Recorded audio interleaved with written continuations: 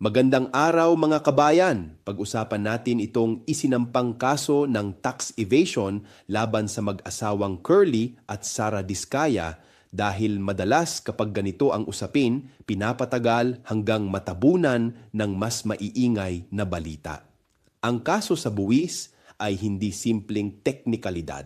Kapag may hindi tamang pagbabayad at deklarasyon ng buwis, direktang nababawasan ang pondong dapat sanay napupunta sa serbisyong panlipunan para sa mamamayan. Dito rin sinusubok kung seryoso ba talaga ang administrasyon ni Ferdinand Marcos Jr. sa sinasabing kampanya laban sa katiwalian. Kung ang mga kasong ganito ay mababalam, mawawala sa balita at walang malinaw na resulta, ang mensahe sa bayan ay malinaw din. May mga kasong pwedeng antayin ng limot. Hindi dapat pumili ang hustisya kung sino ang mabilis at sino ang mabagal.